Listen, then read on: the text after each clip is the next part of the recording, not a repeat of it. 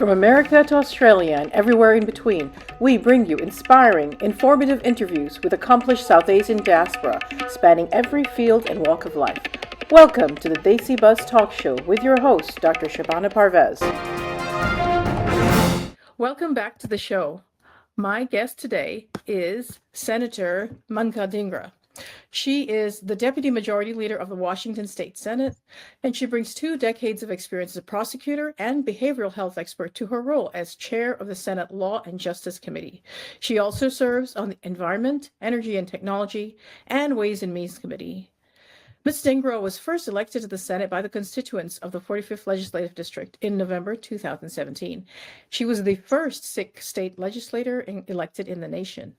Since then, she has sponsored and passed legislation which addresses a wide range of issues, such as curbing domestic violence and sexual assault, preventing firearm violence, providing property tax relief for seniors and people with disabilities, prosecuting financial fraud, and reforming the criminal justice system with an evidence-based approach.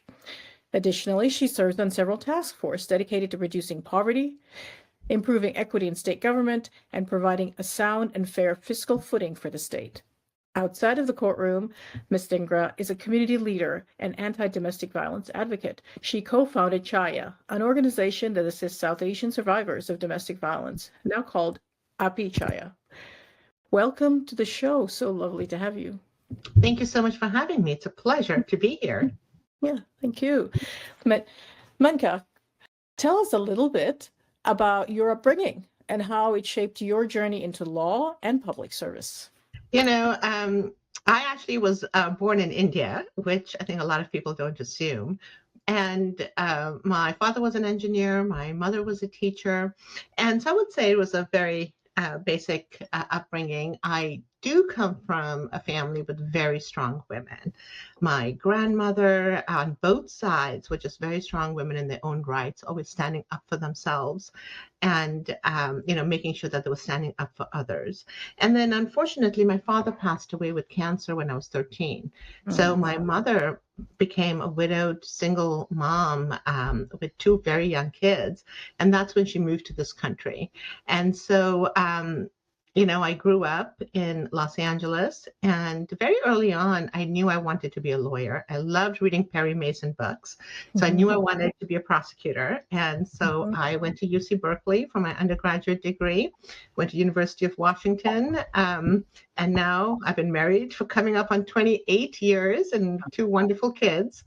And, I think the values of your life are really what drive you. And, as a Sikh woman, seva is always something that we believed in, giving back to your community, believed in equality, especially among genders and every single human being. And so that really drives a lot of the work that I do. Yeah, that's amazing. It's clear from the kind of projects and passion products you've taken on that is a very big driving force for you. So, and as you were a lawyer, and you were the senior deputy prosecuting attorney. So from that position, what was that inspired your transition into going into the political field? Was there any particular defining moment? There absolutely was. I never saw myself in politics. As a family, we followed politics, we voted, considered ourselves good Democrats, but there was no engagement beyond that. I did a lot of policy work for the state of Washington in therapeutic alternatives to incarceration, domestic violence, crisis intervention. So I was always involved in the policy realm, but never the political realm. And then Trump won in 2017, and I was absolutely crushed because I had spent my entire career fighting for survivors of gender-based violence. And we had just elected a man who bragged about sexually assaulting women. I had spent my life working for individuals with mental health issues, and he was making fun of people with disabilities. And the other thing I had spent a lot of time doing is working on hate crimes after 9/11, when a Sikh cab driver was assaulted in Seattle, and we had literally elected a president whose words were inciting violence. And so I really felt like this was a real affront to all the work I had done as an adult. And so I went to my first Democratic Party meeting that December. I had Mhm. never attended a Democratic Party meeting. And a very Mhm. good friend of mine was there, and she is the mayor of Redmond, and she met me for coffee and said that I should run for the Senate. And I Mhm. apparently did what most women do, and most women of color, where I looked at her and I said, I don't think I'm qualified. And she Mhm. fell off the chair laughing. And so, this was a conversation we had with my family and friends. And then there were a few instances of hate in our community that came to light. And that is what made me decide to run for office, because it's critical for people who look like us, who come Mhm. from our backgrounds, to be in positions of power. Yeah. Yeah, yes, you need the representation. So, how did your family and friends react when you decided to run for office? And how have they supported you throughout this journey? It's been incredible. My kids and I and my husband sat around our dining room table to talk about whether I should run for office. And all of them were like, absolutely, you have to do this. And at Mhm. that time, in the state of Washington, the Senate was controlled by the Republicans and the House was controlled by the Democrats. Mhm. And so with me running in this race, it would actually flip control to the Democrats. And so this was the biggest political election that year. We got, the New York Times came out to write about it. We had national coverage on this. So we had to have an honest conversation on what that would mean for our family to Mhm. to have that. And especially, my husband wears a turban because we're a Sikh family. And so we had Mhm. to have that conversation. And then my mother and mother-in-law, they were retired by then. They live in California, and the kids were still in middle school. So they came to help out because a campaign is so all consuming. My Yeah. friends had fundraising events. My family all donated. My mother, who would not even answer the door if she wasn't expecting guests, went out knocking on doors with me. Wow, it that's was it great. was a full family affair. Well, yeah, it definitely is, huh? That well, it obviously all paid off. That's incredible. So, uh, let's talk a little bit about your criminal justice reform. You did a lot of, you had a lot of background in mental health, crisis intervention. So, what do you see as the biggest challenges when you address mental health within the criminal justice system? Like, what kind of reforms would you like to see or have you implemented? Yeah, thank you. That is such a critical question. As a prosecutor, you kind of take a look at the people you're dealing with and take a look at the system. And our largest mental health institution is our prison. And so when you Hmm. think about that, you think about why is our prison the largest mental health institution? It's because of the manner in which we treat individuals with mental illness. So a lot of the criminal justice reform and mental health reform that I'm talking about is taking a look at that entire spectrum of services for mental health and criminal justice and that intersection.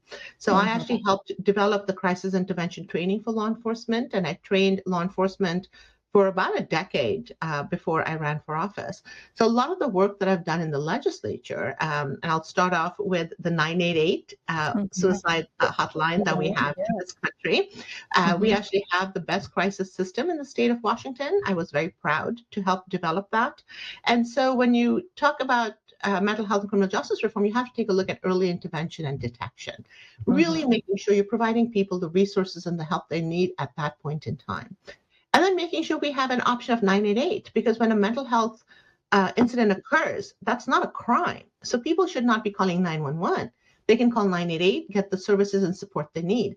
And when you do that, you prevent that person from being arrested. You actually have the public health people taking a look at that individual. So it really is about creating a structure where people with severe mental illness have that public health approach and services and support, Hmm. not the criminal. And if they are engaging in criminal behavior, then making sure we actually have a mental health court, or when they are arrested in jail and in prison, that we are setting up institutions that can provide medication, that even when they release individuals, they're releasing them with 30 days of medication, because you don't want to release them with no meds so that the Right. symptoms come up and then they're back being arrested. So really creating the entire infrastructure on making sure you're able to provide stability.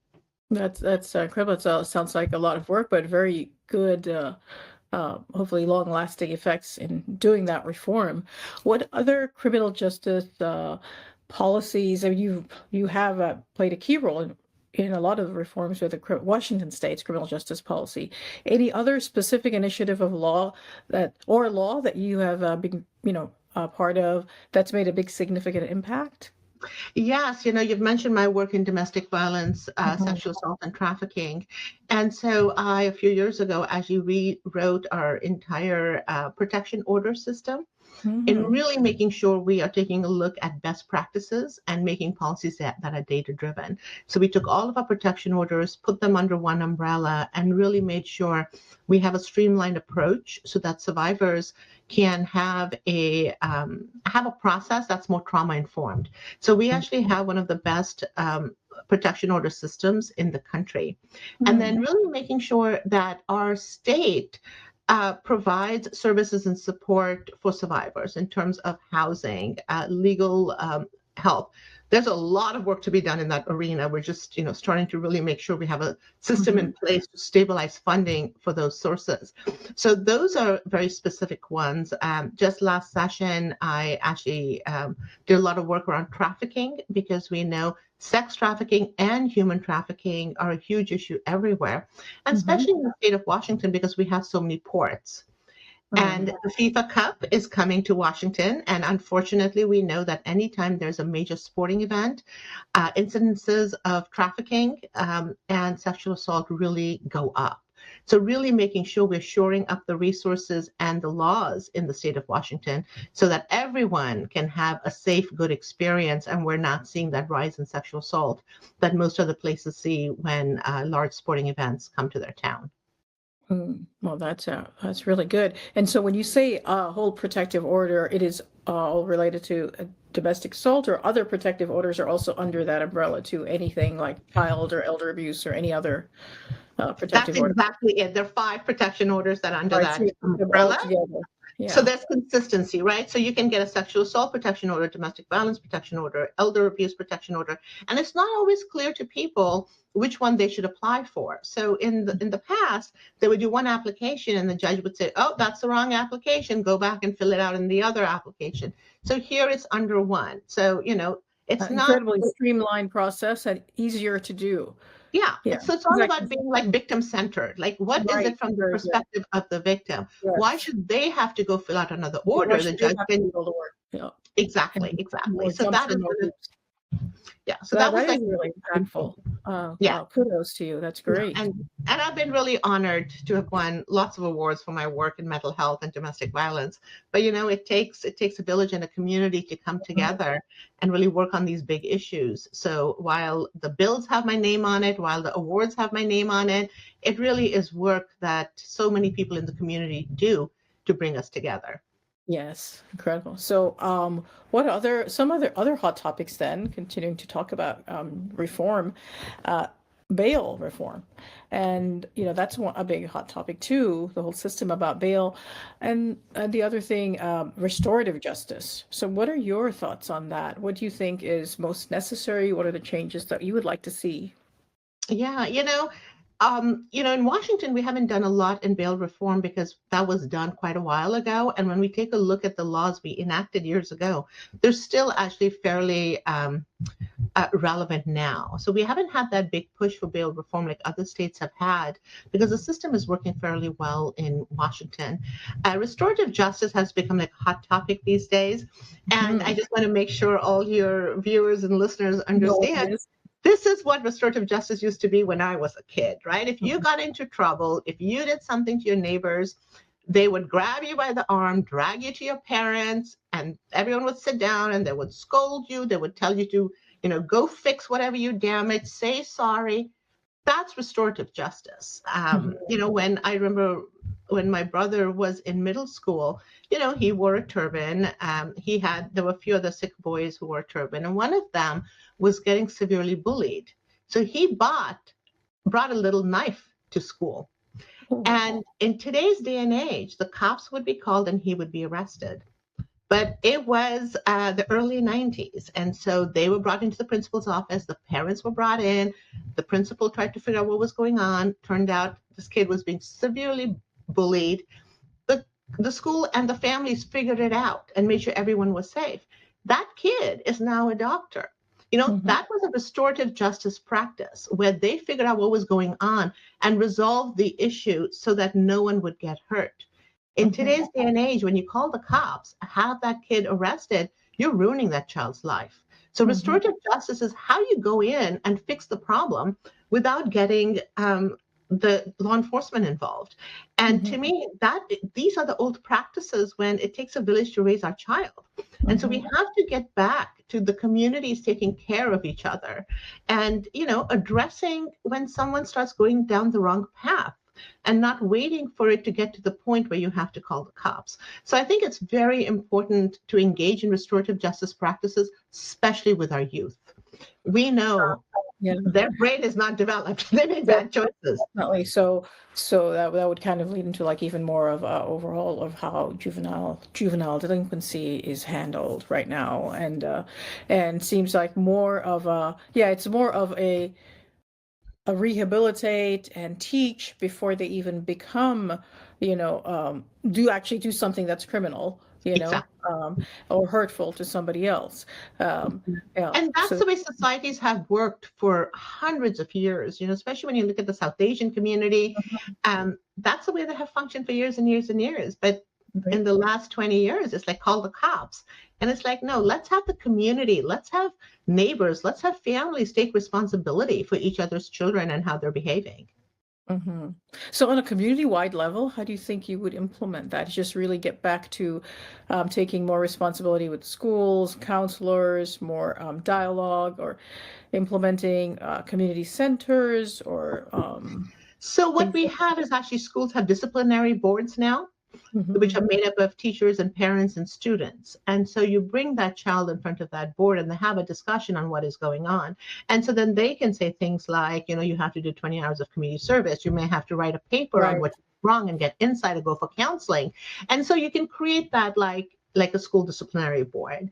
And if they don't, if the behavior escalates, you obviously have the option of calling law enforcement. We also have that in the court system, where they have these boards that are more therapeutic or hmm opportunities for treatment rather than going for incarceration. So you can do it at the school level, you can do it at the courts level, and you can Right. also do it at the community level, right? This is where a lot of our churches, our mosques, our gurdwaras can actually play a role in making Yeah, sure that we're that's true. helping. Those are really good community partners to have in this effort. And we talked a little bit already about domestic violence, and obviously you're a very strong advocate against it and helping survivors.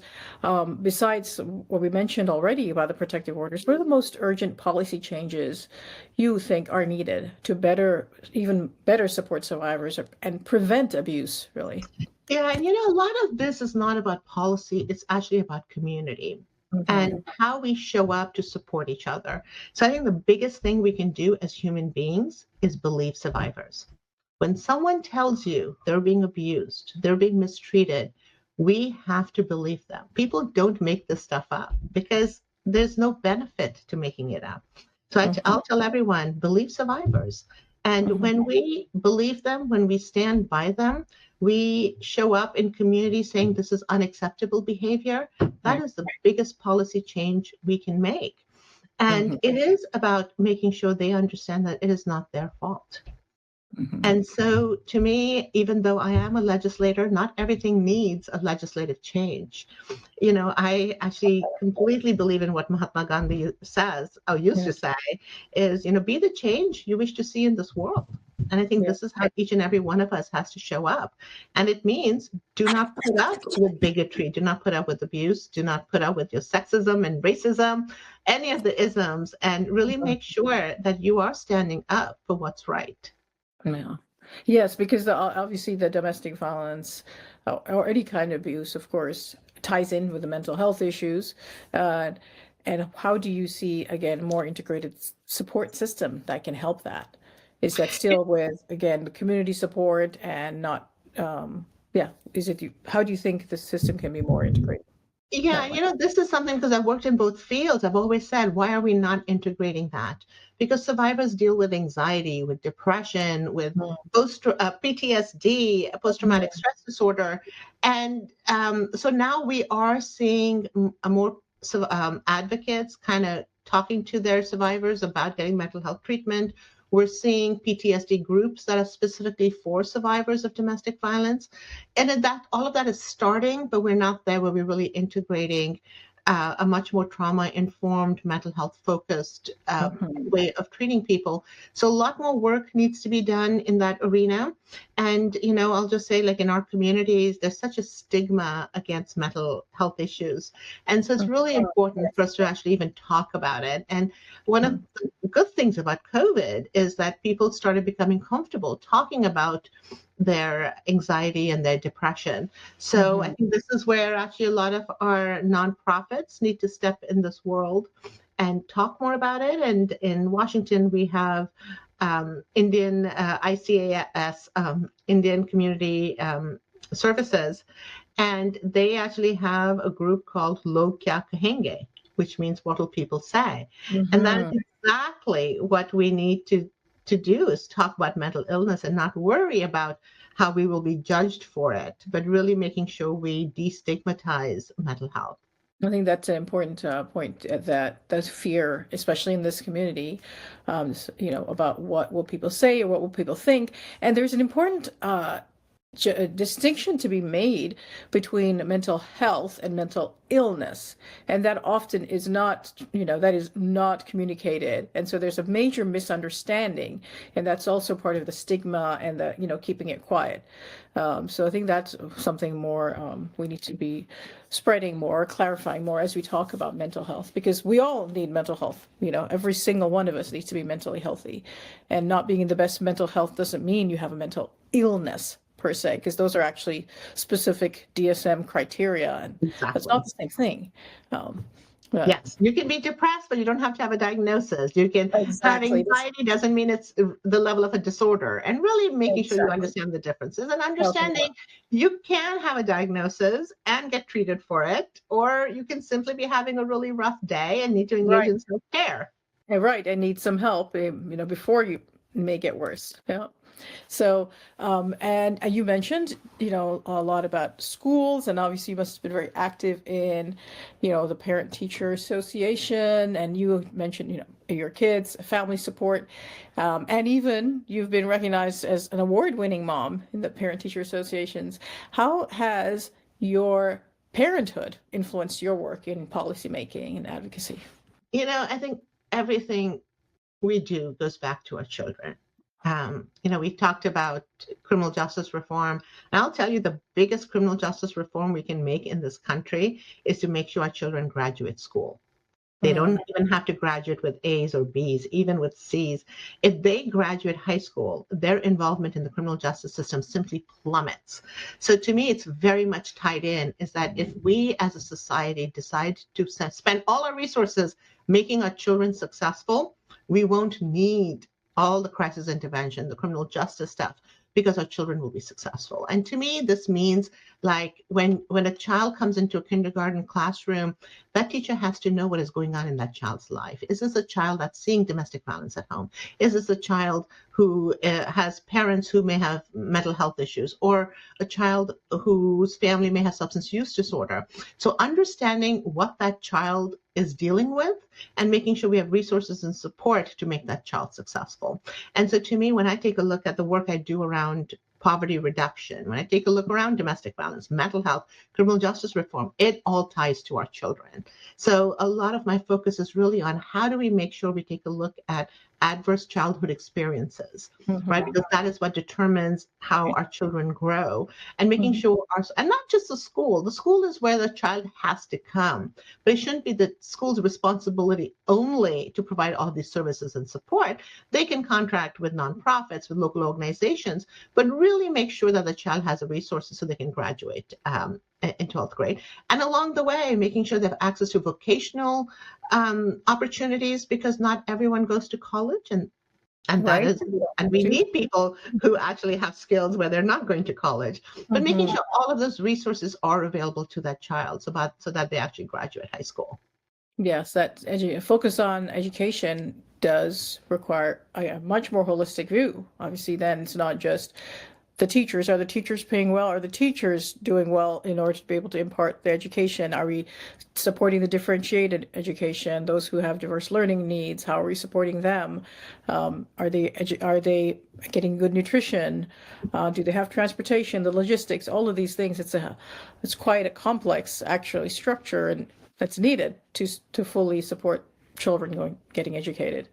Um, so, what about then? You mentioned the schools and other community leaders.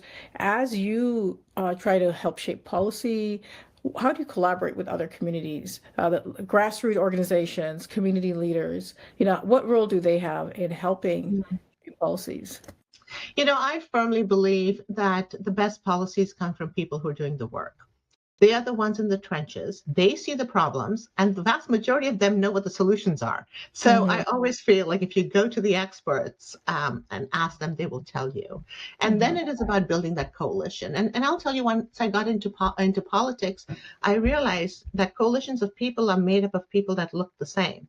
And so I am very deliberate in making sure I look around and figure out who is not at the table, who does not have a voice, and then going out and inviting them in. So I will tell you that since I have been elected, I have seen a lot more advocacy from our Muslim community, our Hindu community, our Sikh community, because I will go reach out to them and say, I want you to get involved.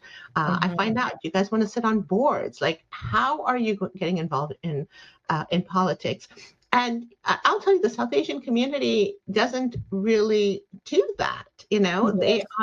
They pretend, and I'm going to say pretend, to be the model minority because we all have challenges in our lives. We like to keep our head down and work and make money.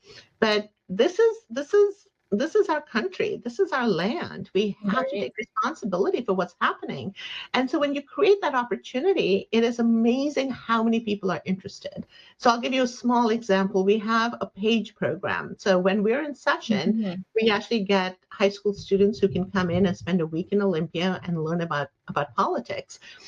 I bring the diversity to the page school. I cannot tell you how many Desi kids are now pages. And you just have to go to my Facebook page to see the diversity of pages I have. And to me, that is what it is. Our politics should look like the communities we represent. And we're not there yet. Wait, no, we're not. Yeah. So I always tell people you have to reach out because the burden cannot just be on the elected to invite you. It's a two-way street. And so, my doors are always open. My email's always available. So if people have ideas, if they want to get involved, I welcome that. And I always try to make sure that I am paying attention to who's not at the table and inviting them in as well. And so what about bipartisan collaboration now with today's political climate? You have to work obviously with the criminal justice system, the prosecuting attorneys, the legislators, and even the governor's office, right? But what is it looking like? What does it look like now for you today? What does effective bipartisan collaboration look like? So I'll tell you, this Washington is very different than the rest of the country. 95% of our bills so far have been bipartisan. I'll tell you, 100% of my bills, yes, 100% of my bills were bipartisan last year. And as I mentioned, I work on sex trafficking, domestic violence. I even had a gun bill last year where I had a few Republicans vote for it. So to me, a good idea is a good idea. To me, policy work is policy work. I try to leave the politics out of it, which is hard to do because politics creeps into everything. But it is also about a reputation, right? The best advice I ever got was from the prosecutor who hired me in King County. And he said, the one true thing that you own is your reputation. And I'm really honored that, in Olympia, in the Senate, I have a reputation of being someone who's fair, who works really hard on the policy, and there's trust in the work that I do. So I, especially on my gun bill last session, because that is such a political divide. Yeah, a big divide. I was really surprised when I had Republican support on that bill. I went up afterwards and asked them, and they said, we know the work you do, and we know the policy you presented was right. And so to me, it is about making sure that you are focused on the policy and are leading with your values. And I think you just build that reputation. That's great. So it's true testament to you, your consistency and your integrity. You're maintaining, the same path. You're not like swaying just, and so people know that they can trust you. That's a incredible achievement. So as a South Asian woman in politics, what other challenges have you faced? Have you had any issues, like kind of any roadblocks, obstacles, and how did you overcome those? Oh my goodness. It is not easy being a woman. It's not easy being a woman of color in this country, especially in politics. Hmm. I will tell you that I am fortunate that I got involved in politics in my 40s. Hmm. That perspective of age was very helpful. Hmm. I also ran for office not because this was my lifelong desire or my career path. I ran because I was enraged about what was happening in that country. And I Hmm. felt I had to step up and do something about it. So for me, my work in politics is about making a true difference and standing up for our values. And so I don't put up with a lot of nonsense that others possibly do because they're younger, they have career ambition. I don't. I'm doing this because I think my voice matters. I think people with my life experiences have to have a place Hmm. in politics, and so I dealt with a lot of issues being a young woman as a prosecutor, dealing with law enforcement, doing trainings, being in the court system. That was very challenging because I have been the first my entire life. I was the first South Asian prosecutor. I was training, there's this one crisis intervention class where I was training 100% white men. And I Hmm. walked in, in my late 20s, early 30s, training them. So there's a lot that I have dealt with, but I think age is definitely a good factor. I encourage every woman, to enjoy her 40s and 50s because it is a game changer. Don't put up with anything you don't have to, especially at that age. Right. So That's I'll tell you good that's been example. helpful. Oh, that's good. Yeah, because then you're not just concerned about like, oh, the fear of the future, or what if I say this, will I do that? It's just like stay consistent. I know who I am, and you stay true to yourself and your core, and the maturity and the wisdom and the lack of fear of like, will I make it? Can I do it? So that's a really good mix, and obviously makes it very effective, very strong, and effective politician. Um, Great. So tell me what, as you were talking about, like your advice, young women. So those who want to go into, young Yeah. women, especially from diverse backgrounds, right? If they want to have a career in law, politics, or advocacy, what kind of advice do you have for them? I would say follow your passion. Truly understand why it is that you're doing the work that you're doing. Because when things get hard, and they will, and when things get challenging, because they will, you have to go back to really dig deep and find out why you're doing the work you're doing. And that Mhm. is what is going to get you through the tough times and the hard times, is that persistence. And so always be aware of what your North Star is, what your passion is, and why you're doing your job, and keep persisting. You'll get there. You Mhm. just have to work twice as hard to get half the credit.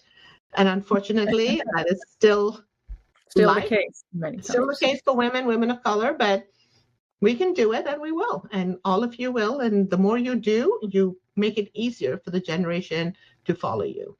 Yes, that's why we need more people like you, and to inspire other young women and just young people. That's great. What besides work then, Manka, what do you do? Like any hobbies, activities? How do you unwind? How do you maybe, keep your health up or manage your stress? How do you balance it? So I love to garden. I love getting my hands in the dirt. I love growing plants and vegetables and fruit, and love seeing bees and birds, come to the plants. That gives me a lot of peace. Love yoga. Hmm. Um, and we talked about self-care and just mental wellness. I think those things are very helpful. And then my husband and I love to go out dancing, so that's always You get fun. your exercise and you de-stress that way, and then you have family or husband time, right? And Yeah. then the gardening is also, it's actually very good because as a physician, I'm always wondering about, I want to know from successful women how they maintain their health and, what are the tips and tricks, the other things that people can learn from, And I'll Great. tell you, this is such an anti-feminist thing to say, but when session ends the next day, I clean the house, and that just makes me feel good in having a Mhm. really clean house. So Right. that's definitely what I That do. is therapeutic. Actually, a lot of people do find that somewhat therapeutic. There's something therapeutic about like the purging of things, and it can be almost a meditative practice in some way if you're in the zone of cleaning. Yes. And what about what is you say your secret to success, the secret sauce that has made you become so successful? I think you got to work hard and you got to play hard. You got to do both. You have to enjoy life, Hmm. and whatever that enjoyment looks like to you. Hmm. And so, not everyone can have a job they love, but if you do, that's fantastic. But I think that balance in life is really, really important. Yes, that's true. And what about any books, movies, anything that has, or TV shows? Music, what I inspires you the most? I love reading. I'm an avid reader. I'm constantly reading at least two books at a time. I can't go to Fiction, bed without nonfiction, reading. or what I kind? do the whole gamut. I love Alice Walker is one of my Hmm. favorite authors. Love everything and anything by her. I also love my fantasy genre along with the biographies and fiction. So I read a wide variety of books. I think it is very important for us to delve into the lives of others and just And to see. learn from them too. Yeah, Yeah. yeah. Yeah, that's great. And you actually read the book, not ebook or I online? have switched to ebooks, unfortunately. I loved my physical books, but I like reading before going to bed. And then you have the That's issue a with your great. husband not wanting the light on. And so ebooks work because you don't have to have the light on. And as I get older and my eyesight is not what it used to be, you can increase the font a little bit so it's easier Hmm. to read. Hmm. Yeah. Well, that's good. Yeah, books are really good. Uh, Good advice. So, finally, in closing, um, any other final words of wisdom that you want to share with our audience? You've said quite a few as you've gone along, regarding leadership, advocacy, or making a difference in their communities. What is your like I'll parting just words of wisdom? thank you. And just thank you for inviting me to your program and this conversation. It's been incredible. Mhm. To me, I'll just say to our community, lean into what is going on around you, lean in to organizations and issues, make sure you're heard, make sure you're seen, because South Asians tend to be some of the most affluent immigrants in this country. We Yes. don't have a lot of political capital, so lean in. Yeah, that's very good advice. Excellent. It's been really inspiring talking to you, Manka. Thank you so much for giving some time and yeah, coming on the show. And we hope to hopefully cross paths again sometime soon. Thank you. Absolutely, it was a real pleasure.